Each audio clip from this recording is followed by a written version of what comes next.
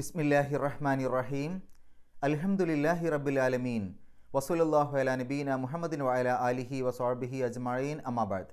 പ്രിയമുള്ള ഖുർആൻ പഠിതാക്കളെ, അസ്സലാമു അലൈക്കും വറഹ്മത്തുള്ളാഹി. പരിശുദ്ധ ഖുർആനിൽ ആകെയുള്ള 114 സൂറത്തുകളിൽ 107ാമത്തെ സൂറത്തും 30-ാം ജുസയിൽ ആകെയുള്ള 37 സൂറത്തുകളിൽ 30ാമത്തെ സൂറത്തുമായ സൂറത്തുൽ മാഊനാണ് ഇനി നമുക്ക് പഠിക്കാനുള്ളത്. ഈ സൂറത്തിൽ ആകെ 7 ആയത്തുകളാണുള്ളത്. 7 ആയത്തുകൾ മാത്രമുള്ള മറ്റൊരു സൂറത്ത് കൂടെ പരിശുദ്ധ ഖുർആനിലുണ്ട്. അത് സൂറത്തുൽ ഫാത്തിഹയാണ്. ഈ സൂറത്ത് മക്കയിൽ അവതരിച്ച സൂറത്താണ്, അതായത് മക്കിയ ആണ്. എന്നാൽ മദനിയ ആണ് എന്നും ചില അഭിപ്രായങ്ങളുണ്ട്. ഈ സൂറത്തിൻ്റെ പേര് അൽ മാഊൻ എന്ന് പറഞ്ഞല്ലോ. അതിൻ്റെ അർത്ഥം പരോപകാര വസ്തുക്കൾ, അല്ലെങ്കിൽ സക്കാത്ത് എന്ന ഉദ്ദേശവും അതിനുണ്ട് എന്ന് ചില അഭിപ്രായങ്ങളുണ്ട്. ഈ പദം അൽ മാഊൻ എന്നുള്ള പദം ഈ സൂറത്തിൻ്റെ ഏറ്റവും അവസാന ആയത്തിലെ അവസാനത്തെ പദമായിട്ട് വന്നിട്ടുണ്ട്. നമുക്കിന്ന് ഈ സൂറത്ത് പഠിക്കാം. അഊദു ബില്ലാഹി മിനശ് ശൈത്വാനിർ റജീം. ബിസ്മില്ലാഹിർ റഹ്മാനിർ റഹീം. അറഅയ്തല്ലസീ യുകസ്സിബു ബിദ്ദീൻ ഫദാലിക്കല്ലസീ യദ്ഉൽ യതീം വലാ യഹുദ്ദു അലാ തുആമിൽ മിസ്കീൻ ഫവൈലുൽ ലിൽ മുസല്ലീൻ الذين هم عن صلاتهم ساهون الذين هم يراءون ويمنعون الماعون. أرأيت الذي يكذب بالدين. അറഅയ്ത, റഅ എന്ന് പറഞ്ഞാൽ കണ്ടു എന്നാണ് അർത്ഥം, മനസ്സിലാക്കി എന്നർത്ഥമുണ്ട്. റഅയ്ത, റഅ എന്നുള്ളതിൻ്റെ അവസാനത്തിൽ ത എന്ന് ചേർന്നപ്പോൾ റഅയ്ത എന്നായി, നീ കണ്ടു എന്നാണ് അർത്ഥം കിട്ടുക. ശരിക്കത് റഅ എന്നുള്ളതിൻ്റെ കൂടെ അൻത എന്നുള്ള ലമീർ ചേർക്കുന്നതാണ്. അൻത എന്നുള്ള ലമീർ ഒറ്റയ്ക്ക് എഴുതുമ്പോൾ അൻത എന്ന് എഴുതും, മറ്റൊന്നിനോടുകൂടെ ചേർത്തി എഴുതുമ്പോൾ വെറും ത എന്ന് മാത്രം എഴുതുക. അപ്പോൾ റഅ എന്നുള്ളതിൻ്റെ അവസാനത്തിലുള്ള യാഇന് ഉച്ചാരണം കിട്ടും. അങ്ങനെ റഅയ്ത എന്നാവും, റഅത്ത എന്നല്ല, റഅയ്ത, നീ കണ്ടു എന്നർത്ഥം. അതിൻ്റെ മുമ്പിൽ ഒരു ഹംസ ചേർത്താൽ അത് ഹംസത്ത് ഇസ്തിഫാമാണ്, ചോദ്യം ചോദിക്കാനുള്ള ഹംസയാണ്. ആണോ, ഉണ്ടോ, അതോ എന്നൊക്കെയുള്ള അർത്ഥം കിട്ടും. ആ റഅയ്ത, നീ കണ്ടുവോ, നീ കണ്ടിട്ടുണ്ടോ. റഅയ്ത എന്ന് പറഞ്ഞാൽ നീ കണ്ടു, അറഅയ്ത, നീ കണ്ടുവോ. ആരെ? അല്ലസീ യുകസ്സിബു. കസ്സബ എന്ന് പറഞ്ഞാൽ കളവാക്കി, അത് മാദിയായ പദമാണ്, പാസ്റ്റ് ടെൻസ് ആണ്, ഭൂതകാല ക്രിയയാണ്. യുകസ്സിബു കളവാക്കും അല്ലെങ്കിൽ കളവാക്കുന്നു, അത് മുളാരിയാണ്, അതായത് ഇപ്പോൾ നടക്കുന്നത് അല്ലെങ്കിൽ വരാൻ പോകുന്നത്, പ്രസൻറ്റ് ടെൻസ് അല്ലെങ്കിൽ ഫ്യൂച്ചർ ടെൻസ്. അതിൻ്റെ മുമ്പിൽ അല്ലസീ എന്ന് ചേർക്കുമ്പോൾ അങ്ങനെയുള്ളതായ, അങ്ങനെയുള്ളവനായ, അങ്ങനെയുള്ളവരായ എന്നുള്ള അർത്ഥം കിട്ടും. അപ്പോൾ അല്ലസീ യുകസ്സിബു, കളവാക്കുന്നവനായ അല്ലെങ്കിൽ കളവാക്കുന്നവനെ. ബിദ്ദീൻ, ശരിക്ക് ദാന എന്ന് പറഞ്ഞാൽ കീഴ്പ്പെട്ടു, വഴങ്ങി, അനുസരിച്ചു, അവലംബിച്ചു എന്നൊക്കെ അർത്ഥമുണ്ട്. കടം വാങ്ങി എന്നുള്ള അർത്ഥമുണ്ട്. ഈ കീഴ്പ്പെട്ടു, അനുസരിച്ചു എന്നുള്ള ആ ഒരു അർത്ഥത്തിൽ നിന്നാണ് ദീൻ, മതം, അതായത് ആളുകൾ കീഴ്പ്പെട്ടുകൊണ്ട്, അള്ളാഹുവിനെ കീഴ്പ്പെട്ടുകൊണ്ട് ജീവിക്കുന്നതാണല്ലോ മതം. അപ്പോൾ ആ ഒരു പദം ഉണ്ടായത്. ദാന എന്നുള്ളതിന് കടം വാങ്ങി എന്നൊരർത്ഥം ഉണ്ടല്ലോ, അതിൽ നിന്നാണ് ദെയ്ൻ ഉണ്ടായത്. ദെയ്ൻ, കടം. ആ പദം നമുക്ക് പരിചയം ഉണ്ടാവും. പരിശുദ്ധ ഖുർആനിൽ ഏറ്റവും വലിയ ആയത്തു ദെയ്ൻ എന്ന പേരിൽ അറിയപ്പെടുന്ന കടത്തെ സംബന്ധിച്ച ആയത്താണ്. അത് പരിശുദ്ധ ഖുർആനിലെ ഏറ്റവും വലിയ സൂറത്തായിട്ടുള്ള സൂറത്തുൽ ബഖറയുടെ 282ാമത്തെ ആയത്താണ്. സാന്ദർഭികമായി സൂചിപ്പിച്ചു എന്ന് മാത്രം. ബിദ്ദീൻ, മതത്തെ. ദീൻ എന്നുള്ളതിന് മതം എന്നുള്ള അർത്ഥമുണ്ട്, പ്രതിഫല നടപടി എന്നുള്ള അർത്ഥമുണ്ട്. ഇവിടെ രണ്ടർത്ഥവും യോജിക്കും. അപ്പോൾ ബിദ്ദീൻ, മതത്തെ അല്ലെങ്കിൽ പ്രതിഫല നടപടിയെ. ശരിക്ക് ഈ കസ്സബ എന്നുള്ളതിൻ്റെ കൂടെ ഒരു ബി എന്ന് ചേർന്ന് വരും. അപ്പോൾ കസ്സബ ബി അല്ലെങ്കിൽ യുകസ്സിബു ബി, അത് ആ ഒരു പദത്തോട് ഒന്നിച്ച് ചേർന്ന് വരുന്നതാണ്. തള്ളിക്കളയുക, കളവാക്കുക എന്നൊക്കെയുള്ള അർത്ഥം അവിടെ കിട്ടും. ഒന്നിച്ചായത്തിൻ്റെ അർത്ഥം പറയുമ്പോൾ അറഅയ്തല്ലസീ യുകസ്സിബു ബിദ്ദീൻ, മതത്തെ കളവാക്കുന്നവനെ നീ കണ്ടുവോ, അല്ലെങ്കിൽ പ്രതിഫല നടപടിയെ കളവാക്കുന്നവനെ നീ കണ്ടുവോ. അടുത്ത ആയത്ത് ഫദാലിക്കല്ലസീ യദ്ഉൽ യതീം. ഫദാലിക, ഫ അപ്പോൾ, അല്ലെങ്കിൽ അതിനാൽ, ദാലിക അത്, അല്ലസീ യദ്ഉ, ദഅ എന്ന് പറഞ്ഞാൽ ആട്ടി അകറ്റി, തള്ളി മാറ്റി എന്നൊക്കെയാണ്. അതിൻ്റെ മുളാരിയാണ് യദ്ഉ, ആട്ടി അകറ്റുന്നു അല്ലെങ്കിൽ ആട്ടി അകറ്റും, തള്ളി മാറ്റുന്നു അല്ലെങ്കിൽ തള്ളി മാറ്റും. അപ്പോൾ അല്ലസീ യദുഉ എന്ന് പറയുമ്പോൾ ആട്ടി അകറ്റുന്നവൻ, തള്ളി മാറ്റുന്നവൻ. ഫദാലിക്കല്ലസീ യദുഉ, അത് ആട്ടി അകറ്റുന്നവനാണ്. ഈ യദുഉ എന്നുള്ളത് ദഅ എന്നുള്ളതിൻ്റെ മുളാരിയാണ്. അത് മാറിയിട്ട് ദഅ യദുഉ എന്നാണെങ്കിൽ അതിൻ്റെ നേരെ വിപരീത അർത്ഥമാണ് വരിക. വിളിക്കുക അല്ലെങ്കിൽ സൽക്കരിക്കുക എന്നുള്ള അർത്ഥം കിട്ടും. ആട്ടി അകറ്റുക എന്നുള്ളതിൻ്റെ ഏകദേശം വിപരീത അർത്ഥമാണ് കിട്ടുക യദുഉ എന്നാണെങ്കിൽ. അപ്പോൾ അത് പറയുമ്പോൾ ശ്രദ്ധിക്കണം, യദുഉ എന്നാണ്. അയിനിന് ശബ്ദുള്ള രൂപത്തിൽ തന്നെ പറയണം. യദുഉ ആട്ടി അകറ്റുന്നു. അല്ലസീ യദുഉ ആട്ടി അകറ്റുന്നവൻ. ആരെ? അൽ യത്തീമ അനാഥയെ, യത്തീമിനെ. ഫദാലിക്കല്ലസീ യദുഉൽ യതീം, അത് അനാഥയെ ആട്ടി അകറ്റുന്നവനാണ്. വലാ യഹുദ്ദു അലാ ത്വആമിൽ മിസ്കീൻ. വലാ യഹുദ്ദു, ഹദ്ദ എന്ന് പറഞ്ഞാൽ പ്രേരണ നൽകി, പ്രോത്സാഹനം നൽകി എന്നൊക്കെയാണ്. യഹുദ്ദു പ്രേരണ നൽകുന്നു അല്ലെങ്കിൽ പ്രേരണ നൽകും, പ്രോത്സാഹനം നൽകുന്നു, പ്രോത്സാഹനം നൽകും. അതിൻ്റെ മുമ്പിൽ ലാ എന്ന് വരുമ്പോൾ ലാ യഹുദ്ദു പ്രേരണ നൽകുന്നില്ല അല്ലെങ്കിൽ പ്രേരണ നൽകുകയില്ല, പ്രോത്സാഹനം നൽകുന്നില്ല അല്ലെങ്കിൽ പ്രോത്സാഹനം നൽകുകയില്ല. അതിൻ്റെ മുമ്പിൽ ഒരു വാവുണ്ട്, അത്ഫിൻ്റെ വാവാണ്, എന്നർത്ഥത്തിൽ. വലാ യഹുദ്ദു പ്രേരണ നൽകുന്നുമില്ല അല്ലെങ്കിൽ പ്രേരണ നൽകുകയും ഇല്ല, പ്രോത്സാഹനം നൽകുകയും ഇല്ല അല്ലെങ്കിൽ പ്രോത്സാഹനം നൽകുന്നുമില്ല. എന്തിൻ്റെ കാര്യത്തിൽ? അലാ ത്വആമി, ത്വആം എന്ന് പറഞ്ഞാൽ ഭക്ഷണം. അലാ ത്വആമി ഭക്ഷണത്തിന്മേൽ എന്ന് പറഞ്ഞാൽ ഭക്ഷണത്തിൻ്റെ കാര്യത്തിൽ. ആരുടെ ഭക്ഷണത്തിൻ്റെ കാര്യത്തിൽ? അൽ മിസ്കീൻ, മിസ്കീനിൻ്റെ, സാധുക്കളുടെ, പാവങ്ങളുടെ. ഒന്നിച്ചായത്തിൻ്റെ അർത്ഥം വലാ യഹുദ്ദു അലാ ത്വആമിൽ മിസ്കീൻ, പാവങ്ങളുടെ ഭക്ഷണത്തിൻ്റെ കാര്യത്തിൽ പ്രേരണ നൽകുന്നുമില്ല, പ്രോത്സാഹനം നൽകുന്നുമില്ല അല്ലെങ്കിൽ പ്രോത്സാഹനം നൽകുകയും ഇല്ല, പ്രേരണ നൽകുകയും ഇല്ല. അടുത്തായത് ഫവൈലുൽ ലിൽ മുസല്ലീൻ. ഫ അപ്പോൾ വൈലുൻ, വൈലുൻ എന്ന് പറഞ്ഞാൽ നാശം. അതിന് മറ്റർത്ഥങ്ങളുണ്ട്. നരകത്തിലെ ഏറ്റവും മോശപ്പെട്ട ഒരു സ്ഥലം, ഒരു സ്ഥാനം എന്നർത്ഥമൊക്കെ അതിനുണ്ട്. ഫവൈലുൻ നാശം, ലിൽ മുസല്ലീൻ, സ്വല്ല എന്ന് പറഞ്ഞാൽ നിസ്കരിച്ചു, മുസല്ലി എന്ന് പറഞ്ഞാൽ നിസ്കരിക്കുന്നവൻ, മുസല്ലൂൻ, മുസല്ലീൻ എന്നൊക്കെ പറഞ്ഞാൽ നിസ്കരിക്കുന്നവർ. ലിൽ മുസല്ലീൻ നിസ്കരിക്കുന്നവർക്ക്. ഫവൈലുൽ ലിൽ മുസല്ലീൻ അപ്പോൾ നിസ്കരിക്കുന്നവർക്ക് നാശം. അല്ലസീനഹും അൻ സ്വലാത്തിഹിം സാഹൂൻ. അല്ലസീന, അല്ലസീന എന്നുള്ളത് അങ്ങനെയുള്ളവരായ ഒരു കൂട്ടർ അല്ലെങ്കിൽ അങ്ങനെയുള്ളവർ അല്ലെങ്കിൽ അവർ. അപ്പോൾ അല്ലസീന ഹും അവർ, അങ്ങനെയുള്ളവരായ അവർ അല്ലെങ്കിൽ അങ്ങനെയുള്ളവർ അല്ലെങ്കിൽ അവർ എന്ന് കൊടുത്താൽ മതി അർത്ഥം. അല്ലസീന ഹും അവർ അങ്ങനെയുള്ളവരാണ്. എങ്ങനെയുള്ളവർ? അൻ സ്വലാത്തിഹിം, സ്വലാത്ത് നിസ്കാരം, സ്വലാത്തുഹും അവരുടെ നിസ്കാരം. അൻ എന്ന് വരുമ്പോൾ അൻ സ്വലാത്തിഹിം എന്നാവും, അവരുടെ നിസ്കാരത്തെ സംബന്ധിച്ച്. അൻ എന്ന് പറഞ്ഞാൽ അതിനെക്കുറിച്ച്, അതിനെ സംബന്ധിച്ച്, അതിനെപ്പറ്റി. അൻ സ്വലാത്തിഹിം അവരുടെ നിസ്കാരത്തെപ്പറ്റി, അവരുടെ നിസ്കാരത്തെ സംബന്ധിച്ച്. സാഹൂൻ, സഹ എന്ന് പറഞ്ഞാൽ മറന്നു, അശ്രദ്ധനായി എന്നൊക്കെയാണ്. സാഹി എന്ന് പറഞ്ഞാൽ മറക്കുന്നവൻ അല്ലെങ്കിൽ അശ്രദ്ധ കാണിക്കുന്നവൻ. അതിൻ്റെ ബഹുവചനമാണ് സാഹൂൻ, മറക്കുന്നവർ, അശ്രദ്ധ കാണിക്കുന്നവർ. അല്ലസീനഹും അൻ സ്വലാത്തിഹിം സാഹൂൻ അവർ അവരുടെ നമസ്കാരത്തെ സംബന്ധിച്ച് അശ്രദ്ധരാണ്, അശ്രദ്ധ കാണിക്കുന്നവരാണ്. അല്ലസീനഹും യുറാഊൻ, അല്ലസീനഹും തൊട്ട് മുമ്പ് വന്നല്ലോ, അവർ അല്ലെങ്കിൽ അവർ അങ്ങനെയുള്ളവരാണ്. യുറാഊൻ, റഅ എന്ന് പറഞ്ഞാൽ കണ്ടു എന്നാണ്. റാഅ എന്ന് പറഞ്ഞാൽ കാണിക്കാൻ വേണ്ടി ചെയ്തു, മറ്റുള്ളവരെ കാണിക്കാൻ വേണ്ടി ചെയ്തു എന്നാണ്. അതിൻ്റെ മുളാരിയാണ് യുറാഇ, കാണിക്കാൻ വേണ്ടി ചെയ്യുന്നു, കാണിക്കാൻ വേണ്ടി ചെയ്യും. യുറാഊന അവർ കാണിക്കാൻ വേണ്ടി ചെയ്യുന്നു, അവർ കാണിക്കാൻ വേണ്ടി ചെയ്യും. അപ്പോൾ അല്ലസീനഹും യുറാഊൻ അവർ മറ്റുള്ളവരെ കാണിക്കാൻ വേണ്ടി ചെയ്യുന്നവരാണ്. വയംനഊനൽ മഊൻ, മനഅ എന്ന് പറഞ്ഞാൽ തടഞ്ഞു. യംനഉ തടയും, തടയുന്നു. യംനഊന അവർ തടയും, അവർ തടയുന്നു. വയംനഊന അവർ തടയുകയും ചെയ്യുന്നു അല്ലെങ്കിൽ അവർ തടയുകയും ചെയ്യും.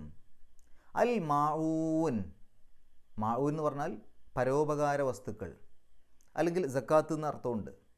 അപ്പോൾ പരോപകാര വസ്തുക്കളെ അവർ തടയുകയും ചെയ്യുന്നു, അല്ലെങ്കിൽ സക്കാത്ത് നൽകുന്നതിനെ അവർ തടയുകയും ചെയ്യുന്നു. ഇത് രണ്ടും കൂടെ ആവാം. പരോപകാര വസ്തുക്കളും സക്കാത്തും രണ്ടും കൂടെ ചേർന്ന അർത്ഥവും ആവാം. നമുക്ക് ഈ സൂറത്തിലെ ഓരോ ആയത്തിൻ്റെയും വിശദീകരണത്തിലേക്ക് പോകാം. ആദ്യ ആയത്ത് അറഅയ്തല്ലസീ യുകസ്സിബു ബിദ്ദീൻ എന്നാണ്. മതത്തെ വ്യാജമാക്കുന്നവനെ, മതത്തെ കളവാക്കുന്നവനെ നീ കണ്ടുവോ? ഇതൊരു ചോദ്യമാണ്. എന്തിനാണ് ഇങ്ങനെയുള്ള ചോദ്യം ചോദിക്കുന്നത്? നബി സല്ലല്ലാഹു അലൈഹി വസല്ലമ ഉത്തരം പറയാൻ വേണ്ടിയിട്ടാണോ? ഞാൻ കണ്ടു എന്നോ ഞാൻ കണ്ടിട്ടില്ല എന്നോ അല്ല. ഇത് പരിശുദ്ധ ഖുർആനിൻ്റെ ഒരു ശൈലിയാണ്, ചോദ്യം ചോദിച്ച് ഉത്തരം പറയുക. അപ്പോൾ ആളുകളുടെ ശ്രദ്ധ കൂടുതൽ അതിലേക്കെത്തും. സാധാരണഗതിയിൽ നമ്മുടെ നാടുകളിലൊക്കെ പ്രകടനങ്ങൾ പോകുമ്പോൾ, ജാഥയൊക്കെ പോകുന്ന സമയത്ത് അവർ വിളിച്ച് പറയാറുണ്ടല്ലോ, നാട്ടുകാരെ നിങ്ങളറിഞ്ഞോ? അത് പറയുന്നത് ആളുകളെല്ലാം കൂടെ അതിനൊരു മറുപടി പറയാൻ വേണ്ടിയിട്ടല്ല, മറിച്ച് ആളുകളുടെ ശ്രദ്ധ കൂടുതൽ അങ്ങോട്ടെത്താൻ വേണ്ടിയിട്ടാണ്. അതുപോലെ പരിശുദ്ധ ഖുർആൻ പല സ്ഥലങ്ങളിലും ചോദ്യം ചോദിച്ച് ഉത്തരം പറയും. എന്ന് പറഞ്ഞാൽ ഞാൻ പറഞ്ഞു തരാം, നീ കൂടുതൽ ശ്രദ്ധിക്കണം എന്നാണ് അതിൻ്റെ ഉദ്ദേശം. അപ്പോൾ അറഅയ്തല്ലസീ യുകസ്സിബു ബിദ്ദീൻ, മതത്തെ കളവാക്കുന്നവനെ അല്ലെങ്കിൽ പ്രതിഫല നടപടിയെ കളവാക്കുന്നവനെ നീ കണ്ടുവോ? മാത്രമല്ല അത് കണ്ണുകൊണ്ട് നേരിട്ടുള്ള കാഴ്ച തന്നെ ആവണമെന്നില്ല.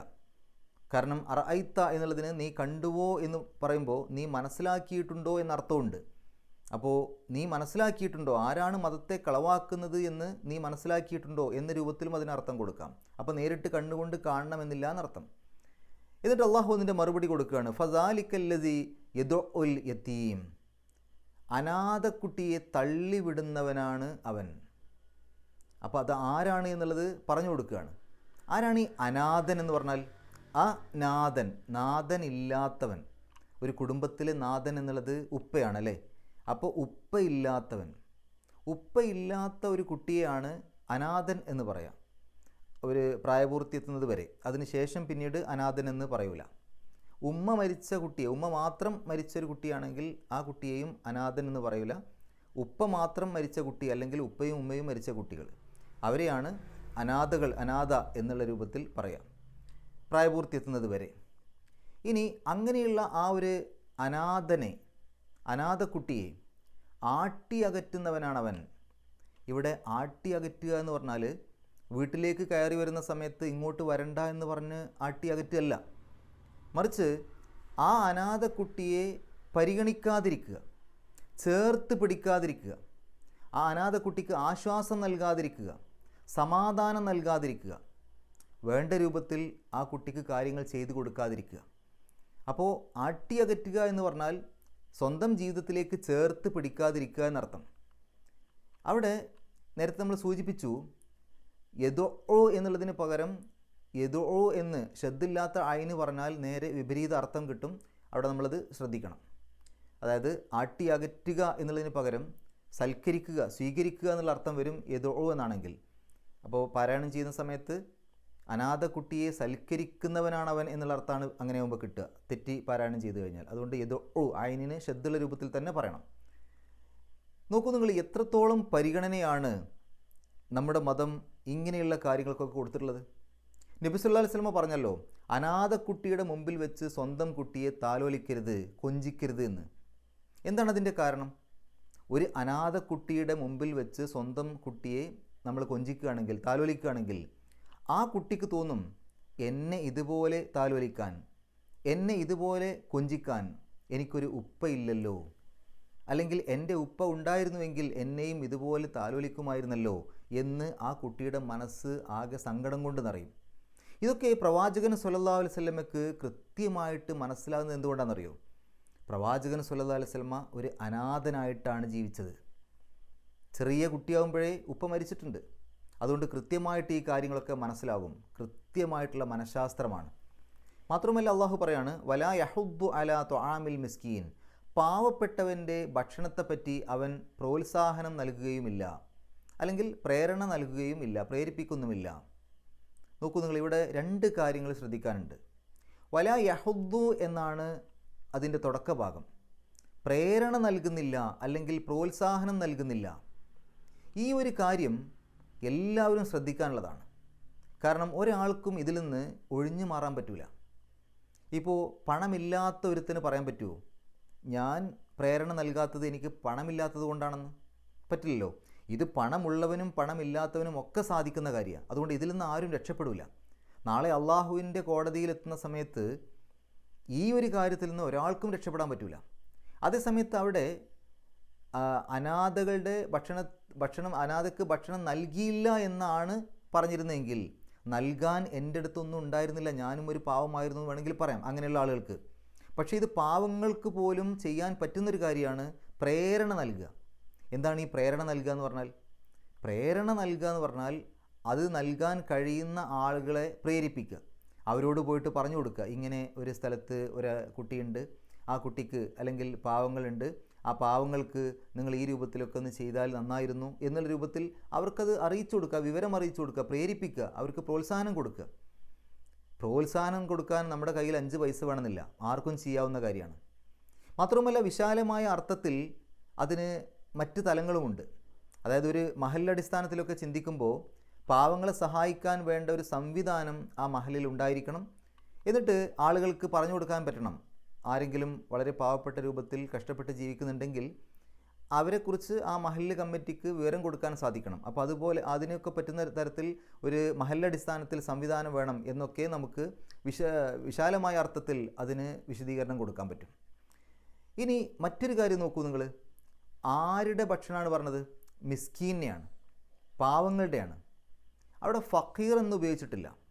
ഈ ഫക്കീറും മിസ്കീനും തമ്മിൽ വ്യത്യാസമുണ്ട്, ചെറിയ വ്യത്യാസമുണ്ട് എന്ന് ഭാഷാ പണ്ഡിതന്മാർ പറയാറുണ്ട്. മിസ്കീൻ എന്ന് പറഞ്ഞാൽ അത് പാവപ്പെട്ട ആളാണ്. അവൻ്റെ ആ ഒരു ദാരിദ്ര്യം, അവൻ്റെ ആ ഒരു അവസ്ഥ മറ്റുള്ള ആളുകൾ അറിയുന്നത് അവന് ഇഷ്ടമല്ല, അഭിമാനം അവനെ അതിന് സമ്മതിക്കൂല. അപ്പോൾ മറ്റുള്ള ആളുകളെ അറിയിക്കാതെ അവൻ്റെ ദാരിദ്ര്യവുമായി ജീവിക്കുന്ന ആളാണ് മിസ്കീൻ. അതേസമയത്ത് ഫക്കീർ എന്ന് പറയുമ്പോൾ അവൻ്റെ ദാരിദ്ര്യം മറ്റുള്ള ആളുകൾ അറിയുന്നതിൽ അവന് പ്രശ്നമൊന്നുമില്ല. അവൻ തന്നെ പറഞ്ഞ് അവന് ദാരിദ്ര്യമുണ്ട് എന്നൊക്കെ പറഞ്ഞ് മറ്റുള്ള ആളുകളുടെ നിന്ന് വാങ്ങും. ഇത്തരം ആളുകൾക്ക് എല്ലാവരും കൊടുക്കും. കാരണം എല്ലാവർക്കും അറിയാം അതൊരു പാവപ്പെട്ട ആളാണ്. അതുകൊണ്ട് എല്ലാ തരം സഹായങ്ങളും അത്തരം ആളുകൾക്ക് കിട്ടും. എന്നാൽ ഈ മിസ്കീൻ അദ്ദേഹം വളരെ കഷ്ടപ്പെട്ടാണ് ജീവിക്കുന്നത് എന്നുള്ളത് ഒരാൾക്കും അറിയില്ല, അവരത് അറിയാൻ ആഗ്രഹിക്കുന്നുമില്ല. അതുകൊണ്ട് തന്നെ അവർക്കൊരു സഹായവും പൊതുവേ കിട്ടൂല. സക്കാത്ത് കമ്മിറ്റിയിൽ നിന്ന് സക്കാത്ത് കിട്ടൂല, മറ്റുള്ള റിലീഫ് പ്രവർത്തനങ്ങളുടെ ഫണ്ട് അത് അവർക്ക് കിട്ടൂല. പേരിനൊരു പക്ഷേ 1 or 2 നിലയുള്ള വീടും ചിലപ്പോൾ മുറ്റത്തൊരു കാറും ഒക്കെ ഉണ്ടാവും. ഇസ്തിരിയിട്ടിട്ടായിരിക്കും നടക്കുന്നത്. കണ്ടു കഴിഞ്ഞാൽ ആൾക്ക് നല്ല ഒരു സാമ്പത്തിക ശേഷിയൊക്കെ ഉണ്ടെന്ന് തോന്നിപ്പിക്കും. കാരണം ഏതെങ്കിലും ഒരു കാലത്ത് വിദേശത്തൊക്കെ പോയി ഒരുപക്ഷെ കുറച്ച് പൈസയൊക്കെ അധ്വാനിച്ചുണ്ടാക്കിയിട്ടുണ്ടായിരുന്നു ഒരു കാലത്ത്. അതെല്ലാം പല കാരണങ്ങൾ കൊണ്ട് നഷ്ടപ്പെട്ടു, അല്ലെങ്കിൽ കടമായി പോയി. അങ്ങനെ ഒരു ഗതിയുമില്ലാതെ ജീവിക്കുന്ന ആളായിരിക്കും. ഈ ഒരവസ്ഥയിൽ ആ വീട് പൊളിച്ചു മാറ്റാൻ പറ്റില്ലല്ലോ. പിന്നെ ജീവിച്ച് പോകുന്നത് അങ്ങനെ യാത്രയൊക്കെ കാറിലായതുകൊണ്ട് അത് വിൽപ്പനയും ഒരുപക്ഷെ നടക്കണമെന്നില്ല. പക്ഷേ ആളുകൾ കാണുമ്പോൾ അയാളുടെ വീട്ടിലേക്കായിരിക്കും പിരിവിന് അധികം ആളുകൾ ചെല്ലുക. ഒരു പൈസയ്ക്കും ഗതി ഉണ്ടാവില്ല. എന്നാൽ ദരിദ്രർ എന്ന് പറയുന്ന ചില ആളുകൾക്കൊക്കെ പക്ഷേ ഇതിനേക്കാൾ കൂടുതൽ സമ്പത്ത് ഒരു പക്ഷേ ഉണ്ടാവുകയും ചെയ്യും. അതുകൊണ്ട് മിസ്കീനുകളുടെ കാര്യം ഇസ്ലാം ഇടയ്ക്കിടയ്ക്ക് എടുത്ത് പറയും. ചില തെറ്റുകളൊക്കെ ചെയ്തു കഴിഞ്ഞാൽ അതിന് കഫാറത്ത്, അതിന് പ്രായശ്ചിത്തമായിക്കൊണ്ട് അഗതികൾക്ക് ഭക്ഷണം കൊടുക്കുക എന്നാണ് പറഞ്ഞത്. ഇപ്പോൾ നോമ്പിൻ്റെ കാര്യത്തിൽ നമുക്കറിയാലോ, അഗതികൾക്ക് ഭക്ഷണം കൊടുക്കുക. അപ്പോൾ ഈ മിസ്കീനുകളെ വല്ലാതെ പരിഗണിക്കണം, നന്നായിട്ട് പരിഗണിക്കണമെന്ന് ഇസ്ലാമിൻ്റെ വ്യക്തമായൊരു കാഴ്ചപ്പാടാണ്. കാരണം അവർക്ക് കാര്യങ്ങളൊന്നും അധികം കിട്ടൂല. അതേസമയത്ത് ഫക്കീർ, ദരിദ്രർ എന്നുള്ള രൂപത്തിലുള്ള ആളുകൾക്ക് അവർക്ക് എല്ലാവരും കൊടുക്കും, അവരെല്ലാവരോടും ചോദിക്കുകയും ചെയ്യും. അതുകൊണ്ട് മിസ്കീനുകളെ പ്രത്യേകമായി കണ്ടെത്തണം. ഒരു മഹലിൻ്റെ ഉത്തരവാദിത്വം കൂടിയാണത്.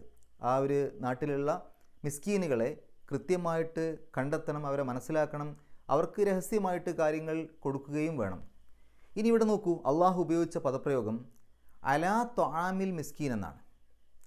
അഗതിയുടെ ഭക്ഷണത്തിൻ്റെ കാര്യത്തിൽ നിന്നാണ് പറഞ്ഞത്. അഗതിക്ക് ഭക്ഷണം കൊടുക്കുക എന്നല്ല, അഗതിയുടെ ഭക്ഷണത്തിൻ്റെ കാര്യത്തിൽ. എന്താണ് ഈ ഒരു പദപ്രയോഗത്തിൻ്റെ പ്രത്യേകത? അഗതിയുടെ ഭക്ഷണം എന്ന് പറഞ്ഞാൽ, പാവപ്പെട്ടവൻ്റെ ഭക്ഷണം എന്ന് പറഞ്ഞാൽ അവൻ്റെ ഭക്ഷണമാണ്. അപ്പോൾ നമ്മൾ കഴിക്കുന്ന ഭക്ഷണത്തിൽ നമ്മളുടേതല്ലാത്ത പാവങ്ങളുടെ ഭക്ഷണം കൂടെ അതിനകത്തുണ്ട്, അത് അവന് കൊടുക്കണം. ഈ ഒരു പദപ്രയോഗം വല്ലാത്തൊരു പദപ്രയോഗമാണ്. നമ്മളോട് അള്ളാഹു പറയുന്നത് നിൻ്റെ ഭക്ഷണത്തിൽ നിന്ന് പാവപ്പെട്ടവനും കൂടെ ഭക്ഷണം കൊടുക്കുക എന്നല്ല, പാവപ്പെട്ടവൻ്റെ ഭക്ഷണം നീ കൊടുക്കുക എന്നാണ് പറഞ്ഞത്. അത് ശരിക്കും മനസ്സിലാവണമെന്നുണ്ടെങ്കിൽ ഒരു ഉദാഹരണം പറഞ്ഞാൽ മതി. ഇപ്പോൾ നമ്മുടെ വീട്ടിലേക്ക് ഒരു ദിവസം 2 പേര് കയറി വരികയാണ്. കയറി വന്നിട്ട് അതിൽ ഒരാൾ മറ്റേ ആളെ ചൂണ്ടിയിട്ട് നമ്മളോട് പറയാണ്, ഇദ്ദേഹത്തിൻ്റെ ക്യാഷ് നീ കൊടുക്ക്, ഇദ്ദേഹത്തിൻ്റെ പൈസ നീ കൊടുക്ക് എന്ന് നമ്മളോട് പറഞ്ഞാൽ നമ്മൾ ആകെ അത്ഭുതപ്പെട്ടു പോലെ. അദ്ദേഹത്തിൻ്റെ പൈസയോ? അദ്ദേഹത്തിൻ്റെ പൈസ എങ്ങനെ എൻ്റെ അടുത്തുണ്ടാവുന്നു? ഞാൻ അദ്ദേഹത്തിൻ്റെ അടുത്ത് കടന്നു വാങ്ങിയിട്ടില്ലല്ലോ എന്ന് നമ്മൾ പറയും. പക്ഷേ നമ്മളുടെ സമ്പത്തിലെ ഒരു ഭാഗം അദ്ദേഹത്തിന് അവകാശപ്പെട്ടതാണ്, നമ്മുടെ ഔദാര്യമല്ല, അദ്ദേഹത്തിന് അവകാശപ്പെട്ടതാണ്, അദ്ദേഹത്തിൻ്റെ അവകാശമാണെന്ന് പറഞ്ഞാൽ അദ്ദേഹത്തിൻ്റെ പൈസയാണ്. അപ്പോൾ ആ രൂപത്തിൽ പറയുകയാണെങ്കിൽ അദ്ദേഹത്തിൻ്റെ പൈസ കൊടുക്കുക പറയുമ്പോൾ നമ്മളാകെ ഞെട്ടിപ്പോവും. അദ്ദേഹത്തിൻ്റെ പൈസ. ഇതേപോലെയാണ് അള്ളാഹു പറയുന്നത്, പാവങ്ങളുടെ ഭക്ഷണം നിങ്ങൾ കൊടുക്കുക. അപ്പോൾ നമ്മളുടെ വീട്ടിൽ നമ്മളുണ്ടാക്കുന്ന ഭക്ഷണമൊക്കെ നമ്മൾ പറയും ഞാൻ അധ്വാനിച്ചുണ്ടാക്കിയതാണെന്ന്. നമുക്ക് അധ്വാനിക്കാനേ പറ്റുള്ളൂ, തരുന്നത് അള്ളാഹുവാണ്. ആ ഭക്ഷണത്തിൽ നിന്ന് ആ പാവപ്പെട്ട ആളുകൾക്ക് നമ്മൾ നൽകണം എന്നർത്ഥം. മാത്രമല്ല ഇത് ഒരു ഭക്ഷണത്തിൻ്റെ കാര്യം മാത്രമല്ല, ഭക്ഷണമാണ് ഇവിടെ സൂചിപ്പിച്ചത്. കാരണം ഏതൊരു മനുഷ്യൻ്റെയും അടിസ്ഥാന ആവശ്യങ്ങളിൽ പ്രധാനപ്പെട്ടത് ഭക്ഷണമാണല്ലോ. ഭക്ഷണം കഴിക്കാതെ നമുക്ക് ജീവിക്കാൻ പറ്റില്ലല്ലോ. അതുകൊണ്ട് അത് സൂചിപ്പിച്ചു. എന്നാൽ എന്താണോ ഒരു പാവപ്പെട്ട ആളുകൾക്ക് ആവശ്യം, ആ ആവശ്യമാണ് നിറവേറ്റി കൊടുക്കേണ്ടത്. അതൊരു പക്ഷേ ഭക്ഷണം തന്നെ ആവണമെന്നില്ല. മറ്റെന്തെങ്കിലും കാര്യങ്ങളാണെങ്കിൽ ഒരു പക്ഷേ പാർപ്പിടം അതാണെങ്കിൽ, അല്ലെങ്കിൽ വസ്ത്രം അതാണെങ്കിൽ, എന്താണോ അവർക്ക് അത്യാവശ്യമായിട്ടുള്ളത് അത് നമ്മൾ നിറവേറ്റി കൊടുക്കുകയാണ് വേണ്ടത്. അപ്പോൾ ഇവിടെ അള്ളാഹു പറയുന്നത് എന്താണ്? സൃഷ്ടികളുമായിട്ട് നല്ല ബന്ധം സ്ഥാപിക്കാതെ സൃഷ്ടാവുമായിട്ട് നല്ല ബന്ധം ഉണ്ടാക്കാൻ ആർക്കും കഴിയൂല എന്നാണ്. നമ്മൾ അള്ളാഹുവിലേക്ക് അടുക്കണം എന്നുണ്ടെങ്കിൽ നമ്മളുടെ കൂടെ ജീവിക്കുന്ന ആളുകളിലേക്ക് നമ്മൾ കണ്ണു തുറക്കണം. അവരെ നമ്മൾ മനസ്സിലാക്കണം, അവർക്ക് വേണ്ട പരിഗണന കൊടുക്കണം, അവർക്ക് വേണ്ട സഹായം കൊടുക്കണം. എന്നാലേ നമുക്ക് അള്ളാഹുവിലേക്ക് അടുക്കാൻ പറ്റുള്ളൂ. അതല്ലാതെ ബാക്കിയെല്ലാം നല്ല രൂപത്തിൽ ആരാധനാകർമ്മങ്ങളൊക്കെ ഉണ്ട്. നമ്മുടെ കൂടെ ജീവിക്കുന്ന ആളുകളുടെ ആ ഒരു അവസ്ഥ നമ്മൾ മനസ്സിലാക്കുന്നില്ല എങ്കിൽ നമ്മൾ ശരിക്കും ദീനിനെ കളവാക്കുന്നവരാണ്.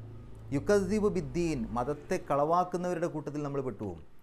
അതുകൊണ്ട് അള്ളാഹുവിനുള്ള കുറേ ആരാധനാകർമ്മങ്ങൾ മാത്രം ചെയ്യലല്ല ഇസ്ലാം ദീൻ. ഇപ്പോൾ നോമ്പ് നോൽക്കാനും നിസ്കരിക്കാനുമൊക്കെ ആർക്കും പറ്റും. നമ്മുടെ വീട്ടിലൊക്കെ ചെറിയ കുട്ടികളടക്കം ചെയ്യാറില്ലേ? നോമ്പൊക്കെ എടുക്കും നമ്മുടെ ചെറിയ കുട്ടികൾ, നിസ്കരിക്കും. അതൊക്കെ ആർക്കും പറ്റും.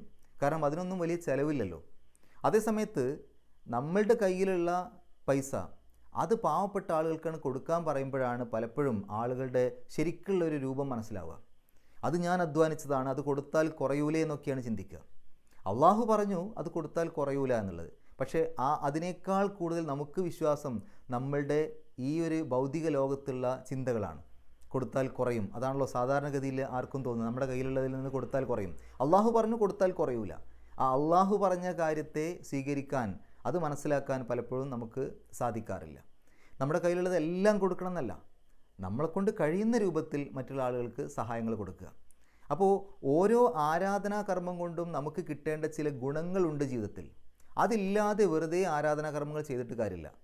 ഏത് ആരാധനാകർമ്മം ആവട്ടെ, ആ ആരാധനാകർമ്മം കൊണ്ട് നമ്മളുടെ ജീവിതത്തിൽ കിട്ടേണ്ട ചില ഗുണങ്ങളുണ്ട്. ആ ഗുണങ്ങൾ കിട്ടാതെ ആ ആരാധനാകർമ്മങ്ങളെല്ലാം വെറുതെ ചെയ്യാണ്. എന്നിട്ട് അള്ളാഹു പറയാണ് ഫവൈലുലിൽ മുസല്ലീൻ, എന്നാൽ നിസ്കരിക്കുന്ന ആളുകൾക്ക് നാശം.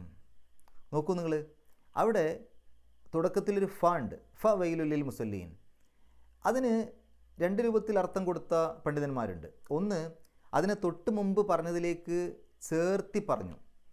അതായത് മതത്തെ കളവാക്കുന്നവനെ നീ കണ്ടുപോ എന്ന് ചോദിച്ചതിന് ശേഷം അവർ അനാഥയെ ആട്ടിയകറ്റുന്നവനാണ്, പാവങ്ങളുടെ ഭക്ഷണത്തിൻ്റെ കാര്യത്തിൽ പ്രേരണ നൽകാത്തവരാണ്, മാത്രമല്ല അത്തരം നിസ്കാരക്കാർക്ക് നാശം. ഫ വൈലുലിൽ മുസല്ലീൻ, അപ്പോൾ വൈലുലിൽ മുസല്ലീൻ, അത്തരം നിസ്കാരക്കാർക്ക് നാശം. അപ്പോൾ തൊട്ട് മുമ്പ് പറഞ്ഞ ആ തരത്തിലൊക്കെ ചെയ്യുന്ന അത്തരം നിസ്കാരക്കാർക്ക് നാശം. അനാഥകളെ പരിഗണിക്കാത്ത, പാവങ്ങൾക്ക് ഭക്ഷണത്തിന് പ്രേരണ നൽകാത്ത അത്തരം നിസ്കാരക്കാർക്ക് നാശം എന്നാണ് അതിൻ്റെ അർത്ഥം എന്ന് രൂപത്തിൽ പറഞ്ഞിട്ടുണ്ട്. ഇനി ഇവിടുന്ന് അങ്ങോട്ട് പറയുന്ന കാര്യങ്ങൾ മറ്റൊരു കാര്യവുമായിട്ട്, അതായത് ആദ്യം പറഞ്ഞത് പരലോകത്തെ പരസ്യമായി നിഷേധിക്കുന്ന ആളുകളുടെ കാര്യമാണ് എന്നും, അതായത് അനാഥകൾക്ക് പരിഗണന നൽകുന്നില്ല, പാവങ്ങളുടെ ഭക്ഷണത്തിൻ്റെ കാര്യത്തിൽ പ്രേരണ നൽകുന്നില്ല എന്നൊക്കെ പരലോകത്തെ പരസ്യമായി നിഷേധിക്കുന്ന ആളുകളുടെ ലക്ഷണമാണ് എന്നും, ഇനി പറയുന്ന നിസ്കരിക്കുന്നില്ല അല്ലെങ്കിൽ നിസ്കാരത്തിൽ അശ്രദ്ധരാണ്, അതുപോലെ തന്നെ അതുമായിട്ട് ബന്ധപ്പെട്ട് കുറച്ച് കാര്യങ്ങളിവിടെ വരുന്നുണ്ട്, അതൊക്കെ ഈ ഒരു ലോകത്ത് കാപട്യത്തോടു കൂടെ ജീവിക്കുന്ന ആളുകളാണ്, കപടന്മാരാണത് എന്ന രൂപത്തിൽ ആ രൂപത്തിൽ വിശദീകരിച്ചിട്ടുണ്ട്. ഇനി മൂന്നാമതൊരു അഭിപ്രായം ഇത് രണ്ടും ഉൾപ്പെടും എന്ന അഭിപ്രായമുണ്ട്. ഏറ്റവും പ്രധാനപ്പെട്ട ഒരു ആരാധനാകർമ്മമാണ് നിസ്കാരം, നമുക്കറിയാം.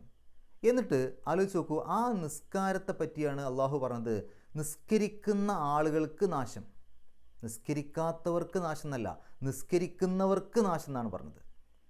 എന്നിട്ട് അള്ളാഹു പറയാം അല്ലദീനഹും അൻ സ്വലാത്തിഹിം സാഹൂൻ, അതായത് തങ്ങളുടെ നിസ്കാരത്തെക്കുറിച്ച് അശ്രദ്ധരായിട്ടുള്ളവർക്ക്. ഇവിടെ ഫീ സ്വലാത്തിഹിം എന്നല്ല, നിസ്കാരത്തിൽ അശ്രദ്ധർ എന്നല്ല പറഞ്ഞത്, നിസ്കാരത്തെ പറ്റി അശ്രദ്ധർ എന്നാണ്. നിസ്കാരത്തിൽ പലപ്പോഴും ആളുകൾക്ക് അശ്രദ്ധ വരാറുണ്ട്. നിസ്കരിച്ചുകൊണ്ടിരിക്കുമ്പോൾ നിസ്കാരത്തിൽ ഒരു പക്ഷേ നമ്മൾ മറക്കും, ചിലപ്പോൾ അശ്രദ്ധരാവും, അതൊക്കെ സംഭവിക്കാറുണ്ട്. നബി സല്ലല്ലാഹു അലൈഹി വസല്ലമ പോലും നിസ്കാരത്തിൽ മറന്നിട്ടുണ്ട്. പക്ഷേ ശ്രദ്ധിക്കേണ്ട ഒരു കാര്യം, നബി സല്ലല്ലാഹു അലൈഹി വസല്ലമ നിസ്കാരത്തിൽ മറന്നതൊക്കെ പരലോകത്തെക്കുറിച്ച് ഓർത്തിട്ടാണ്.